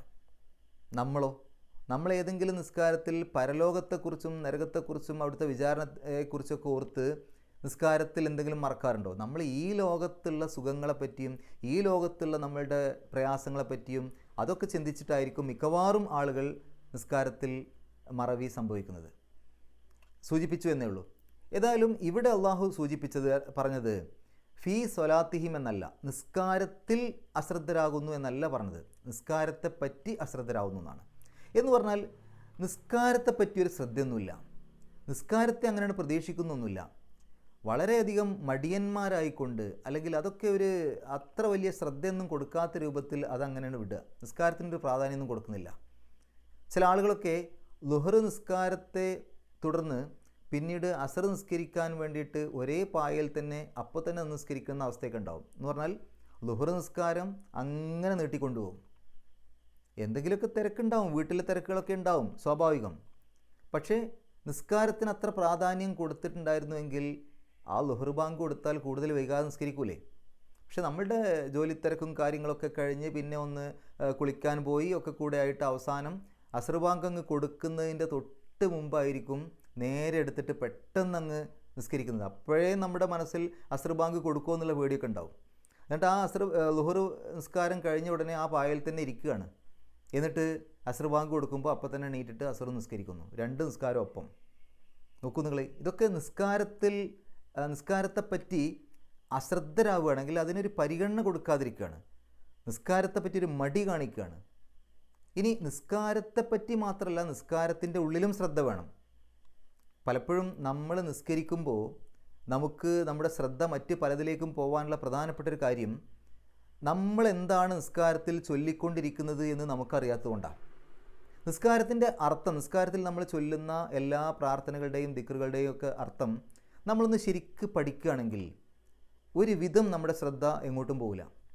നമ്മളിങ്ങനെ നിസ്കരിക്കുന്ന സമയത്ത് ചൊല്ലുന്ന ഓരോ കാര്യങ്ങളുടെയും അർത്ഥം മനസ്സിലൂടെ ഇങ്ങനെ ഓർത്തിട്ട് അതിങ്ങനെ ചൊല്ലുകയാണെങ്കിൽ ഒരിക്കലും നമ്മളുടെ ശ്രദ്ധ കൂടുതലായിട്ട് എങ്ങോട്ടും പോകില്ല. ഇപ്പോൾ നിങ്ങൾ നോക്കൂ, എന്തൊക്കെ കാര്യങ്ങൾ നമ്മൾ ചൊല്ലുന്നുണ്ട്. രണ്ട് സുജൂദുകൾക്കിടയിലുള്ള ആ ഇരുത്തത്തിൽ എത്ര പ്രധാനപ്പെട്ട കാര്യങ്ങളൊക്കെയാണ് നമ്മൾ ചോദിച്ചു കൊണ്ടിരിക്കുന്നത് അള്ളാഹുവിനോട്. അള്ളാഹുവേ എനിക്ക് നീ പുറത്തു തരണേ, അള്ളാഹുവേ എനിക്ക് അങ്ങനെ തരണേ, ഇങ്ങനെ തരണേ, എന്തൊക്കെയോ കാര്യങ്ങൾ നമ്മൾ ചോദിക്കുന്നുണ്ട്. പക്ഷേ ഈ ചോദിക്കുന്നത് എന്താണെന്നുള്ളത് നമ്മൾ മനസ്സിലാക്കിയിട്ട് തന്നെയാണോ ചോദിക്കുന്നത്? ആലോചിച്ച് നോക്കൂ. നമ്മളതിനെക്കുറിച്ച് ബോധവാന്മാരാണോ? അതോ യാന്ത്രികമായിട്ട് അങ്ങനെ കാണാപ്പാഠം പഠിച്ചത് അങ്ങനെ അങ്ങ് ചൊല്ലി അങ്ങ് പോകുന്നു, നിസ്കരിക്കുന്നു? ശരിക്ക് അള്ളാഹുവുമായിട്ടുള്ള ഒരു രഹസ്യ സംഭാഷണമാണ്, അള്ളാഹുവും അവൻ്റെ അടിമയും തമ്മിലുള്ള ഒരു പ്രധാനപ്പെട്ട സംഭാഷണമാണ് നിസ്കാരം. അപ്പോൾ ഞാൻ എൻ്റെ യജമാനനോട് സംസാരിക്കുന്നതിൻ്റെ അർത്ഥം എനിക്ക് തന്നെ അറിയില്ലെങ്കിൽ ആ സംഭാഷണത്തിന് എന്താ അർത്ഥമുള്ളത്? ഇനി നിസ്കാരം കഴിഞ്ഞിട്ട് ഒരാൾ നമ്മളോട് ചോദിക്കുകയാണ്, നിങ്ങളിപ്പോൾ നിസ്കരിച്ചല്ലോ, നിങ്ങളുടെ അള്ളാഹുവിനോട്, നിങ്ങളുടെ യജമാനനോട് നിങ്ങൾ എന്തൊക്കെയോ കാര്യങ്ങൾ പറഞ്ഞല്ലോ, സംസാരിച്ചല്ലോ, ചോദിച്ചല്ലോ, എന്തൊക്കെയാണ് നിങ്ങൾ ചോദിച്ചത് എന്ന് ചോദിച്ചാൽ എന്താ നമ്മൾ പറയാം? എൻ്റെ നിസ്കാരത്തിൽ ഞാൻ എൻ്റെ യജമാനനോട് പല കാര്യങ്ങളും ചോദിക്കുന്നുണ്ട്. അതൊക്കെ ശരിക്കും മനസ്സറിഞ്ഞ് കരഞ്ഞ് ചോദിക്കേണ്ട കാര്യങ്ങളല്ലേ? ഓരോ കാര്യങ്ങളും അള്ളാഹുവിനോട് ചോദിക്കുമ്പോൾ അത് നമ്മൾ മനസ്സിൽ തട്ടി അള്ളാഹുവിൻ്റെ അടുത്ത് കിട്ടണമെന്നുള്ള ആഗ്രഹത്തോടു കൂടി അതിൻ്റെ അർത്ഥം മനസ്സിലാക്കി അങ്ങ് ചോദിക്കുകയാണെങ്കിൽ അതല്ലേ ശരിക്ക് ഒരു സംഭാഷണത്തിന് അർത്ഥം ഉണ്ടാവുള്ളൂ. അപ്പോൾ നിസ്കാരത്തിൽ പലപ്പോഴും നമ്മുടെ ശ്രദ്ധ പോകാനുള്ള പ്രധാനപ്പെട്ട കാരണം നിസ്കാരത്തിൽ നമ്മൾ ചൊല്ലുന്ന പ്രാർത്ഥനകളുടെ, ദിക്റുകളുടെ, ദുആകളുടെയൊക്കെ അർത്ഥം നമുക്കറിയൂല എന്നുള്ളത് കൊണ്ടാണ്. അത് എത്രയും പെട്ടെന്ന് നമ്മൾ പഠിക്കണം, എത്രയും പെട്ടെന്ന് അത് നമ്മൾ പഠിക്കണം. നമ്മളുടെ ഒരു ക്ലാസ് ആ ഒരു നിസ്കാരത്തിലെ പ്രാർത്ഥനകളുടെ അർത്ഥം എന്നത് മാത്രം സൂചിപ്പിച്ചുകൊണ്ടൊരു ക്ലാസ് നമ്മൾ ചെയ്തിട്ടുണ്ട്. ഈ ഒരു ക്ലാസ്സിൻ്റെ കൂടെ തന്നെ അതിൻ്റെ ടാഗ് കൊടുക്കാം. ഇനി നോക്കൂ, നിങ്ങൾ സൊല്ലു കമാർ ഐത്തുമൂനി ഉസല്ലി എന്നുള്ള ആ ഒരു ഹദീസ് അറിയാത്ത ആരും ഒരുവിധം ഉണ്ടാവില്ല. അതിൻ്റെ അർത്ഥം എന്താണ്? ഞാൻ എങ്ങനെയാണോ നിസ്കരിക്കുന്നതായിട്ട് നിങ്ങൾ കണ്ടത് അതുപോലെ നിങ്ങൾ നിസ്കരിക്കണം എന്നാണ് റസൂലുള്ളാഹി സ്വല്ലല്ലാഹു അലൈഹി വസല്ലം പറഞ്ഞത്.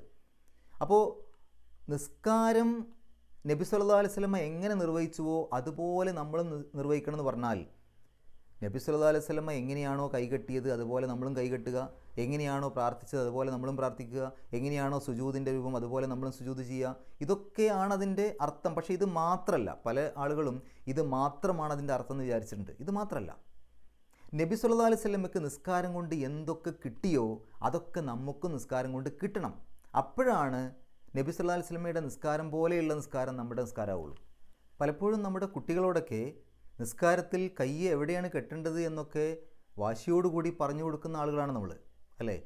നെഞ്ചിൻ്റെ മുകളിൽ കെട്ടണോ, നെഞ്ചിൻ്റെ താഴെ കെട്ടണോ, ആ രൂപത്തിലൊക്കെ പറഞ്ഞു കൊടുക്കുന്ന ആളുകളാണ്. പക്ഷേ ശരിക്കും നമ്മൾ എന്താണ് പറഞ്ഞു കൊടുക്കേണ്ടത്? അള്ളാഹുവിൻ്റെ റസൂൽ സ്വല്ലല്ലാഹു അലൈഹി വസല്ലമ എങ്ങനെയുള്ളൊരു സ്ഥലത്താണ് കൈ കെട്ടിയത് അതാണ് പറഞ്ഞു കൊടുക്കേണ്ടത്. മറ്റൊരാളോട് ദേഷ്യമില്ലാത്ത, വെറുപ്പില്ലാത്ത, വിദ്വേഷമില്ലാത്ത, പകയില്ലാത്ത നല്ലൊരു ശരീരത്തിൻ്റെ മേലെയാണ് അള്ളാഹുവിൻ്റെ റസൂൽ സ്വല്ലല്ലാഹു അലൈഹി വസല്ലമ കൈ കെട്ടിയിട്ടുള്ളൂ നിസ്കാരത്തിൽ. അപ്പോൾ ആ രൂപത്തിൽ നിങ്ങളും അങ്ങനെയേ കൈ കെട്ടാവൂ.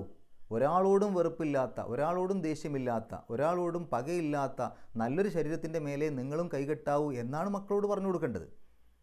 ഇനി നോക്കൂ, നിങ്ങൾ നിസ്കാരം ശരിക്കൊരു മനുഷ്യനെ എല്ലാവിധ മ്ലേച്ഛ കാര്യങ്ങളിൽ നിന്നും തടയും. അപ്പോൾ ഏതൊരു തെറ്റായ കാര്യം ചെയ്യാൻ വേണ്ടി മനസ്സിൽ തോന്നലുണ്ടാകുമ്പോഴും ഒരു നല്ല സുഹൃത്ത് നമ്മളോട് നീ അങ്ങനെ ചെയ്യല്ലേ, നീ അത് ചെയ്യല്ലേ എന്ന് പറഞ്ഞ് നമ്മളെ പിടിച്ചു വലിക്കുന്നത് പോലെ, അതിൽ നിന്ന് പിന്മാറ്റുന്നത് പോലെ ഒരു നിസ്കാരം ഒരു സത്യവിശ്വാസിക്ക് ഗുണകരമാകും. നമുക്ക് നമ്മുടെ നിസ്കാരം ആ രൂപത്തിൽ ഗുണകരമാകുന്നുണ്ടോ? ഏതെങ്കിലും ഒരു തെറ്റായ കാര്യം പറയുമ്പോഴോ ചെയ്യുമ്പോഴോ ഒക്കെ ഞാൻ നിസ്കരിച്ചവനാണ്, അതുകൊണ്ട് അത് ചെയ്യാൻ പാടില്ല, അല്ലെങ്കിൽ ഇനി ഞാൻ നിസ്കരിക്കാൻ പോകും കൂടുതൽ വൈകാതെ, അതുകൊണ്ട് നിസ്കരിക്കുന്ന എനിക്കിത് ചേരൂല, ആ രൂപത്തിൽ തെറ്റായ കാര്യങ്ങളിൽ നിന്ന് ആ തെറ്റ് ചെയ്യാതെ നമ്മളെ പിടിച്ചു വലിക്കുന്നുണ്ടോ നിസ്കാരം? ഇല്ല എങ്കിൽ ആ നമ്മളുടെ നിസ്കാരം കൊണ്ടുള്ള ഗുണങ്ങൾ നമുക്ക് കിട്ടുന്നില്ല. നമ്മൾ വെറുതെ നിസ്കരിച്ച് അങ്ങനെ പോകുന്നേ ഉള്ളൂ. നിസ്കാരത്തിൻ്റെ യഥാർത്ഥ ഗുണം നമുക്ക് കിട്ടുന്നില്ല എന്നർത്ഥം. അപ്പോൾ നിസ്കാരം ഒരു മനുഷ്യനെ എല്ലാവിധ മ്ലേച്ഛമായ കാര്യങ്ങളിൽ നിന്നും തടയും. നീ അത് ചെയ്യല്ലേ എന്ന് പറഞ്ഞുകൊണ്ട്. പലപ്പോഴും ജമാഅത്തൊക്കെ നിസ്കരിക്കുന്ന സമയത്ത് സ്വഫിൽ തോളോട് തോള് ചേർന്നാണ് നിൽക്കുക, നമ്മൾ അടുത്തടുത്താണ് നിൽക്കുക, വിടവില്ലാതെ. പക്ഷേ പലരുടെയും മനസ്സ് കിലോമീറ്ററുകളോളം അകലത്തിലാണ്, സ്വഫിലൊക്കെ അടുത്ത് നിൽക്കുന്നതേ ഉള്ളൂ. അങ്ങനെ നിസ്കരിക്കുമ്പോൾ ആ നിസ്കാരത്തിൻ്റെ ഗുണം അയാൾക്ക് അപ്പോഴേ കിട്ടിയിട്ടില്ല. അതുകൊണ്ട് നമ്മൾ മനസ്സിലാക്കണം, കണ്ണുകൊണ്ട് കാണുന്ന മനുഷ്യരെയും സഹജീവികളെയും ഒന്നും പരിഗണിക്കാത്ത ഒരാൾക്ക് കണ്ണുകൊണ്ട് കാണാത്ത അള്ളാഹുവിനെ പരിഗണിക്കാൻ കഴിയൂല. സൃഷ്ടികളെ പരിഗണിക്കാൻ കഴിയുന്ന ഒരാൾക്ക് മാത്രമേ സൃഷ്ടാവിനെ പരിഗണിക്കാൻ കഴിയൂ എന്നർത്ഥം. ഇനി ഇവിടെ അല്ലദീനഹും അൻ സ്വലാത്തിഹിം സാഹൂൻ, അവർ നിസ്കാരത്തെപ്പറ്റി അശ്രദ്ധരാണ് എന്ന് പറഞ്ഞതിന് രണ്ട് വിശദീകരണങ്ങളുണ്ട്. ഒന്ന്, ഇത് കപടവിശ്വാസികളെ പറ്റിയാണ് പറഞ്ഞത്. കപടവിശ്വാസികൾ അലസന്മാരായിട്ടാണ് നിസ്കരിക്കുക എന്നുള്ളത് നബി സല്ലല്ലാഹു അലൈഹി വസല്ലം പറഞ്ഞിട്ടുണ്ടല്ലോ.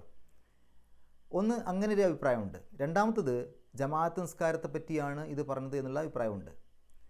ഇനി നമ്മൾ മനസ്സിലാക്കേണ്ട ഒരു കാര്യം, നിസ്കരിക്കുന്നു എന്നുള്ളത് കൊണ്ട് മാത്രം നിസ്കരിക്കുന്ന എല്ലാവർക്കും അതിൻ്റെ പ്രതിഫലം കിട്ടൂല.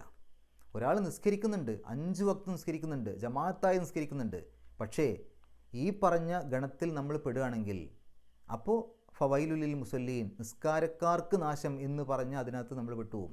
അതായത് എങ്ങനെയുള്ള നിസ്കാരക്കാർക്കാണ് നാശം എന്ന് അള്ളാഹു പറഞ്ഞല്ലോ, ആ ഒരു കൂട്ടത്തിൽ നമ്മൾ ഒരിക്കലും പെടാൻ പാടില്ല. അങ്ങനെ അതിൽ പെട്ടു കഴിഞ്ഞാൽ നമ്മളങ്ങനെ സ്ഥിരമായിട്ട് നിസ്കരിക്കുന്ന ആളുകളായിട്ട് പോലും അവർക്ക് നാശം എന്നാണ് പറഞ്ഞത്. നിസ്കരിക്കാത്ത ആളുകൾക്ക് നാശമുണ്ട്, അത് പിന്നെ ഇവിടെ പറയേണ്ട ആവശ്യമില്ല. കാരണം ഒരു മുസ്ലിമും മുസ്ലിം അല്ലാത്ത ആളും തമ്മിലുള്ള വ്യത്യാസം അത് നിസ്കാരമാണ് എന്ന് പറഞ്ഞിട്ടുണ്ടല്ലോ. അപ്പോൾ പിന്നെ നിസ്കരിക്കാത്ത ആളുടെ കാര്യം ഒട്ടും പറയണ്ട. നിസ്കരിക്കുന്നവരുടെ കൂട്ടത്തിൽ തന്നെ ചില ആളുകൾക്ക് നാശമുണ്ട്, ആ നിസ്കാരം തന്നെ അവർക്ക് എതിരെ നിൽക്കും. അപ്പോൾ നിസ്കരിക്കുന്ന ആളുകൾക്ക് തന്നെ നാശമുണ്ട്, എല്ലാ നിസ്കരിക്കുന്ന ആളുകൾക്കും അതിൻ്റെ ഫലം കിട്ടൂല എന്നർത്ഥം. അതുകൊണ്ട് വളരെയധികം നമ്മൾ ശ്രദ്ധിക്കണം. ഇനി അള്ളാഹു പറയാം, അല്ലദീനഹും യുറാഊൻ, അതെ അവർ മറ്റുള്ളവരെ കാണിക്കാനായിട്ട് പ്രവർത്തിക്കുന്നവരാണ്. ഇവിടെ അല്ലദീനഹും യുറാഊൻ എന്ന് പറയുമ്പോൾ അത് ആ നിസ്കാരത്തെ പറ്റിയാണ് എന്നുള്ള അഭിപ്രായമുണ്ട്, മൊത്തത്തിൽ എല്ലാ കാര്യങ്ങളെ പറ്റിയാണെന്നുള്ള അഭിപ്രായമുണ്ട്. അതായത് അവരുടെ നിസ്കാരം മറ്റുള്ള ആളുകളെ കാണിക്കാൻ വേണ്ടിയിട്ടാണ് അവർ നിസ്കരിക്കുന്നത്. അപ്പോൾ തൊട്ട് മുമ്പുള്ള ആയത്തിലേക്ക് ചേർത്തിട്ട് ഇതിൻ്റെ അർത്ഥം പറഞ്ഞു. ഇനി അങ്ങനെ അല്ലാതെ ഇതൊരു സ്വതന്ത്രമായ ആയത്തായിട്ടും പറഞ്ഞിട്ടുണ്ട്. അതായത് ഏത് പ്രവർത്തനവും അവർ മറ്റുള്ള ആളുകളെ കാണിക്കാൻ വേണ്ടിയിട്ടാണ് ചെയ്യുക. ഇത് വളരെയധികം ശ്രദ്ധിക്കേണ്ട ഒരു കാര്യമാണ്. പലപ്പോഴും നമ്മുടെ നിസ്കാരവും മറ്റ് പ്രവർത്തനങ്ങളുമൊക്കെ മറ്റുള്ള ആളുകളെ ബോധിപ്പിക്കാനും മറ്റുള്ള ആളുകളുടെ അഭിപ്രായം കിട്ടാനൊക്കെ വേണ്ടിയിട്ട് നമ്മൾ ചെയ്യുകയാണെങ്കിൽ അതിൻ്റെ ഫലം നഷ്ടപ്പെട്ടു പോകും. നോക്കൂ നിങ്ങൾ, ചില ആളുകളൊക്കെ ഒറ്റയ്ക്ക് നിസ്കരിക്കുന്ന സമയത്ത് ചെറിയ സൂറത്തുകൾ ഓതും. പിന്നിൽ ആരെങ്കിലും ഉണ്ടെങ്കിൽ അവരെ പിന്തുടർന്നുകൊണ്ട് ആരെങ്കിലും നിസ്കരിക്കാൻ വേണ്ടി വന്നു കഴിഞ്ഞാൽ ഒരുപക്ഷേ ആ പാരായണം ചെയ്യണമെന്ന് ഉദ്ദേശിച്ച സൂറത്ത് തന്നെ ചിലപ്പോൾ മാറ്റിയിട്ട് പാരായണം ചെയ്യും. ഒരുപക്ഷേ കുൽഹു അല്ലാഹു അഹദോ ഇന്ന ആഴത്തേനാക്കിൽ കൗസറൊക്കെ ആയിരിക്കും പാരായണം ചെയ്യാൻ ഉദ്ദേശിച്ചിട്ടുണ്ടാവുക. എന്നാൽ തന്നെ തുടർന്നുകൊണ്ട് പിന്നിൽ ഒന്നോ രണ്ടോ ആളുകൾ വന്ന് നിന്നു എന്ന് കണ്ടു കഴിഞ്ഞാൽ പിന്നെ ഒരുപക്ഷേ അമ്മ തസാലൂനൊക്കെ ഓതിപ്പോവും.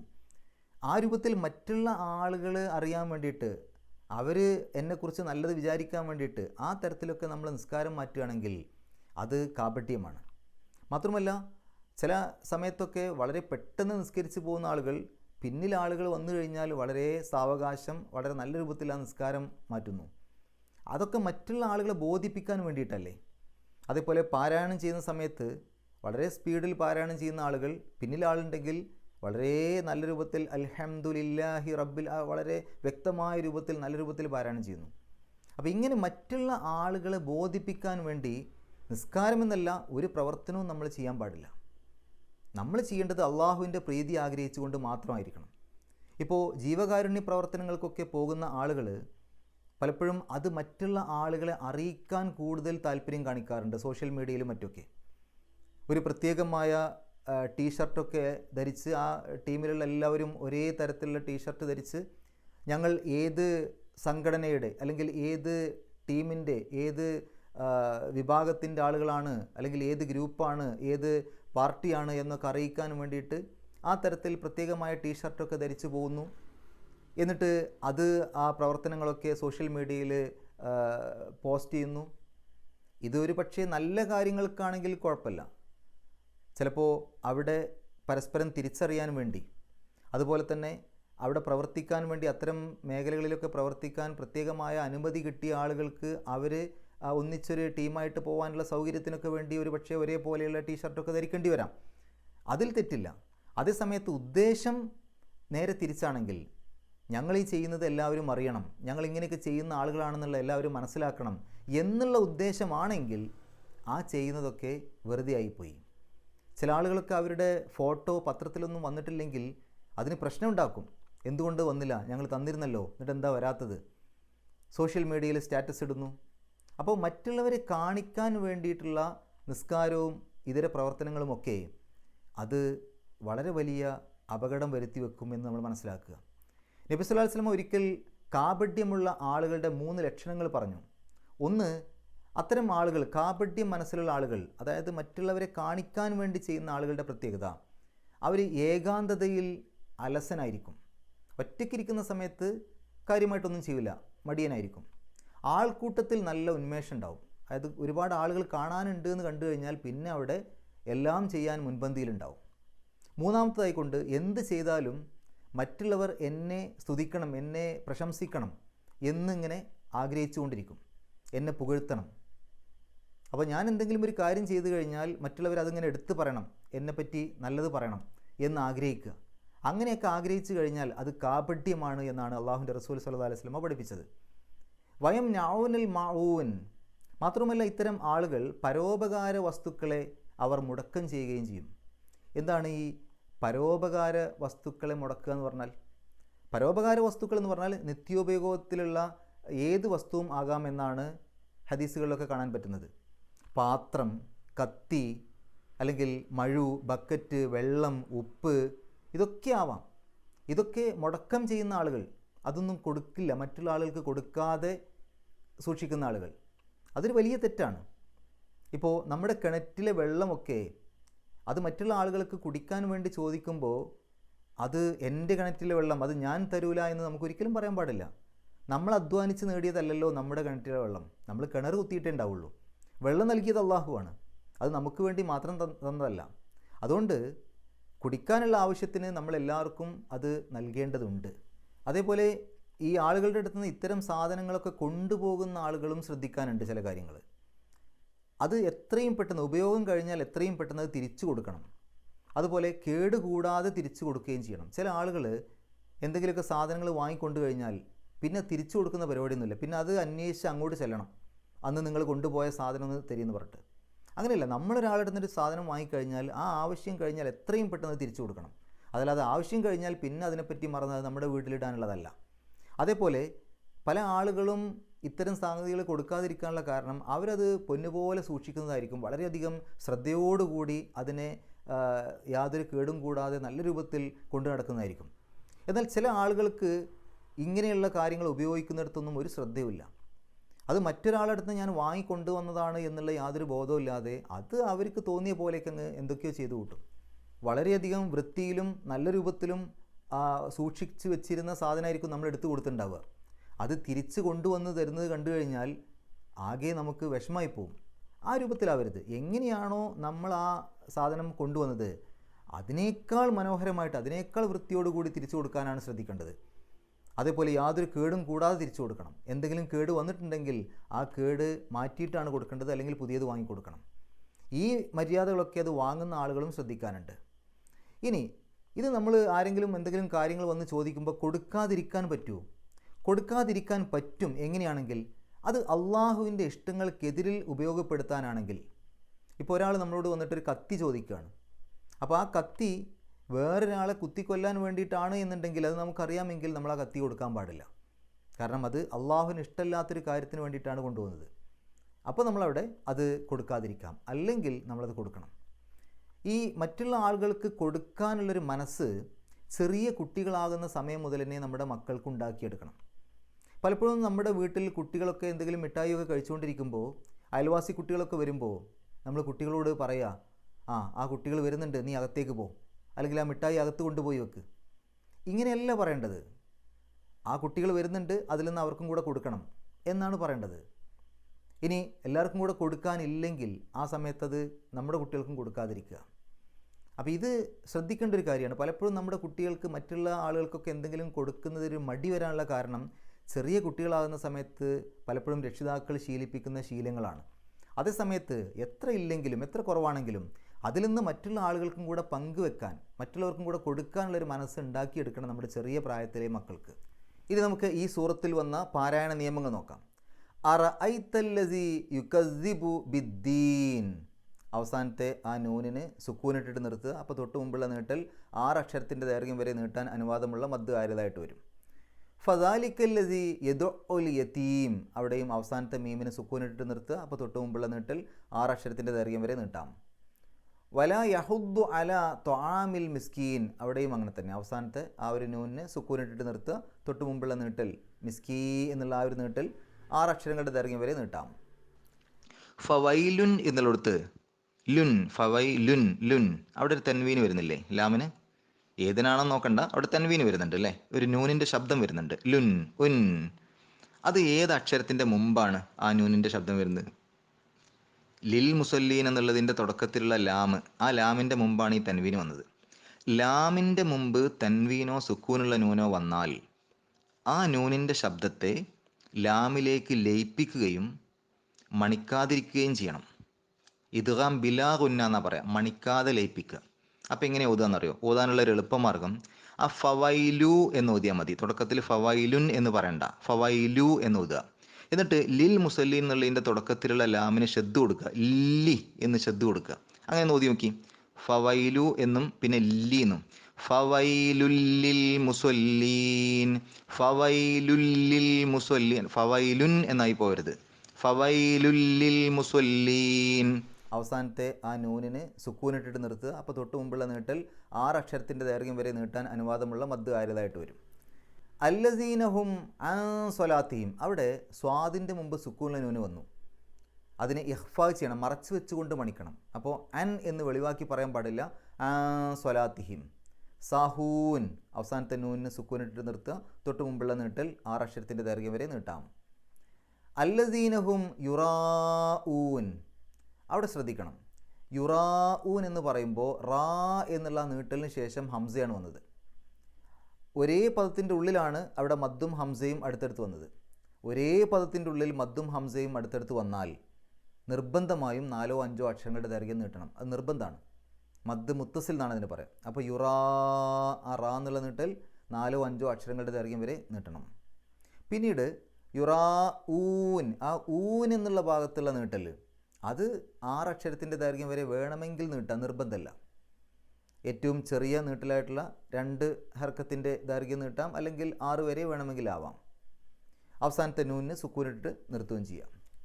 വയം നൗനൽ മാഊൻ, അവസാനത്തെ നൂനിന് സുക്കൂനിട്ട് നിർത്തുക. തൊട്ട് മുമ്പുള്ള നീട്ടൽ 6 അക്ഷരത്തിൻ്റെ ദൈർഘ്യം വരെ വേണമെങ്കിൽ നീട്ടാം. ഇനി നമുക്ക് ഈ സൂറത്തിൻ്റെ പാരായണം കേൾക്കാം, ശേഷം ഗ്രാമർ പറയാം. أعوذ بالله من الشيطان الرجيم بسم الله الرحمن الرحيم أرأيت الذي يكذب بالدين فذلك الذي يدع اليتيم ولا يحض على طعام المسكين فويل للمصلين الذين هم عن صلاتهم ساهون الذين هم يراءون ويمنعون الماعون. ഗ്രാമർ നോക്കുകയാണെങ്കിൽ അറഅയ്തല്ലദീ യുകസ്സിബു ബിദ്ദീൻ, അറഅയ്ത നീ കണ്ടുവോ. അപ്പോൾ അവിടെ റഅ എന്നുള്ളതാണ് ഫിഅൽ അല്ലെങ്കിൽ ക്രിയ. ഇനി അതിൻ്റെ അവസാനത്തിൽ വന്ന ത ആണ് ഫാഇൽ അല്ലെങ്കിൽ സബ്ജക്റ്റ്, കർത്താവ്. ആരാണ് പ്രവൃത്തി ചെയ്യുന്നത് അതിനെയാണ് കർത്താവ് അല്ലെങ്കിൽ സബ്ജക്റ്റ് അല്ലെങ്കിൽ ഫാഇൽ എന്ന് പറയാം. ഫാഇലിന് എപ്പോഴും ഇറാബ് റഫ് ആണ്. ഇവിടെ അത് ത എന്നായതുകൊണ്ട് റഫിൻ്റെ സ്ഥാനത്താണെന്ന് പറയാം. അവിടെ ലം ഇട്ട് കൊടുക്കാനൊന്നും പറ്റില്ല. സാധാരണഗതിയിൽ റഫ് എന്ന് പറയുമ്പോൾ ലം കൊണ്ടാണ് സൂചിപ്പിക്കുക, എപ്പോഴും അങ്ങനെയല്ല. ഇനി അറഅയ്തല്ലദീ, ആ അല്ലദീ എന്നുള്ളതാണ് അവിടെ മഫ്ഊലും ബിഹി അല്ലെങ്കിൽ ഒബ്ജക്റ്റ് അല്ലെങ്കിൽ കർമ്മം. അത് നെസ്ബിൻ്റെ സ്ഥാനത്താണ്. മഫ്ഊലും ബിഹിക്ക് എപ്പോഴും ഇറാബ് നെസ്ബാണ്. ഈ അല്ലദീ എന്നുള്ളതിന് ഫത്ത് ഇട്ട് കൊടുക്കാനൊന്നും പറ്റില്ല. സാധാരണഗതിയിൽ മഫ്ഊലും ബിഹിക്ക് നെസ്ബ് എന്ന് പറയുമ്പോൾ അവിടെ ഫത്ത് ആണ് നമ്മൾ പ്രതീക്ഷിക്കുക. പക്ഷേ ഇവിടെ അല്ലസി എന്നുള്ളത് ഒരു മബിനിയായ പദമാണ്. അത് അങ്ങനെ തന്നെ എഴുതാനേ പറ്റുള്ളൂ. അവിടെ അല്ലസ എന്ന് എഴുതാനൊന്നും പറ്റില്ല. അത് അങ്ങനെ തന്നെ എഴുതാനേ പറ്റുള്ളൂ. അത് മഫ്ഊലും ബിഹിയുടെ അല്ലെങ്കിൽ നെസ്ബിൻ്റെ സ്ഥാനത്താണെന്ന് പറയാം. ഇനി യുകസ്സിബു ബിദ്ദീൻ, അവിടെ ബി എന്നുള്ളത് വന്നതുകൊണ്ടാണ് ദീൻ എന്നുള്ള പദത്തിൻ്റെ അവസാനത്തിൽ കസ്ർ കിട്ടിയത്. ബി എന്നുള്ളത് ഹർഫ് ജറാണ്. ബിക്ക് ശേഷം വരുന്ന ഇസ്മുകൾക്ക് ജറ് കിട്ടും, സാധാരണ കസ്ർ കൊണ്ടോ കസ്ർ തൻവീനുണ്ടോ. അതുകൊണ്ടാണ് ബിദ്ദീൻ അവസാനത്തിൽ കസ്ർ ഇട്ടത്, ബി വന്നതുകൊണ്ടാണ്. ഫദാലിക്കല്ലദീ യദുഉൽ യതീം, യദുഉ ആട്ടി അകറ്റുന്നു. ആരെ? അൽ യതീമ, യതീമിനെ. അപ്പോൾ യതീം എന്നുള്ളത് അവിടെ മഫ്ഊലും ബിഹിയാണ്, ഒബ്ജക്റ്റാണ്, കർമ്മാണ്. അതുകൊണ്ടാണ് യതീമ അവിടെ നെസ്ബ് കൊടുക്കാൻ വേണ്ടിയിട്ടാണ് അവസാനത്തിൽ ഫത്ത് ഇട്ട് കൊടുത്തത്. വലാ യഹുദ്ദു അലാ തുആമി, അല എന്നുള്ളത് ഹർഫ് ജറാണ്. അല എന്നുള്ളതിന് ശേഷം വരുന്ന ഇസ്മുകൾക്ക് ജറ് കിട്ടണം. അതുകൊണ്ടാണ് അലാ തുആമി അവസാനത്തിൽ കസ്ർ ഇട്ടത്. തുആമി എന്നുള്ളതിന് അവസാനത്തിൽ കസ്ർ വരാൻ കാരണം അല വന്നതുകൊണ്ടാണ്.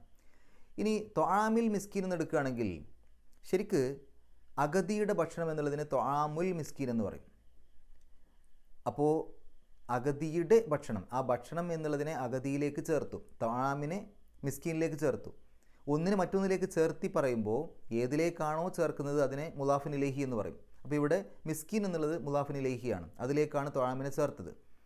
ആ മിസ്കീൻ എന്നുള്ളതിന് അല്ലെങ്കിൽ മഫ്ഊലും ബിഹിക്ക് എപ്പോഴും ഇറാബ് ജറായിരിക്കും. അതുകൊണ്ടാണ് മിസ്കീനി എന്നെഴുതിയത്.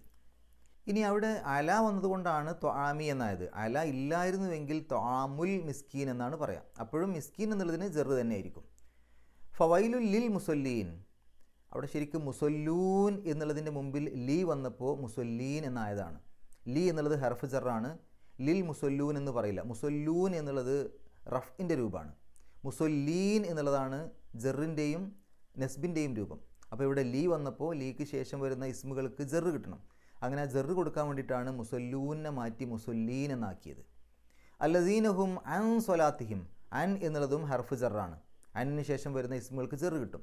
അതുകൊണ്ടാണ് സ്വലാത്തു എന്നെഴുതാതെ സ്വലാത്തി എന്നെഴുതിയത്, അൻ വന്നതുകൊണ്ടാണ്. അല്ലദീനഹും യുറാഊൻ വയം നഊൻ അൽ മാഊൻ, വയം നഊന അവർ തടയുകയും ചെയ്യുന്നു. എന്തിനെ? അൽ മാഊന പരോപകാര വസ്തുക്കളെ. അപ്പോൾ അത് മഫ്ഊലുൻ ബിഹിയാണ്. മഫ്ഊലുൻ ബിഹിക്ക് എപ്പോഴും ഇറാബ് നെസ്ബാണ്, സാധാരണ ഫത്ത് കൊണ്ട്. അതുകൊണ്ടാണ് അവിടെ അൽ മാഊന അവസാനത്തിൽ ഫത്ത് ഇട്ട് എഴുതിയത് നെസ്ബ് കൊടുക്കാൻ വേണ്ടിയിട്ടാണ്. ഇത്രയും കാര്യങ്ങളാണ് ഈ ഒരു സൂറത്തിൽ നമ്മൾ മനസ്സിലാക്കേണ്ടത്. അള്ളാഹു പരിശുദ്ധ ഖുർആൻ ഏറ്റവും നല്ല രൂപത്തിൽ പഠിക്കുവാനും അത് ജീവിതത്തിൽ പകർത്തുവാനും കഴിവിൻ്റെ പരമാവധി മറ്റുള്ള ആളുകൾക്ക് എത്തിച്ചു കൊടുക്കുവാനുമുള്ള സന്മനസ്സും തൗഫീക്കും സൗഭാഗ്യവും നമുക്കേവർക്കും പ്രദാനം ചെയ്യുമാറാകട്ടെ. വാഹൃദവാൻ അൽഹംദുലില്ലാഹി റബ്ബിൽ ആലമീൻ. അസ്സലാമു അലൈക്കും വറഹ്മത്തുള്ളാഹി.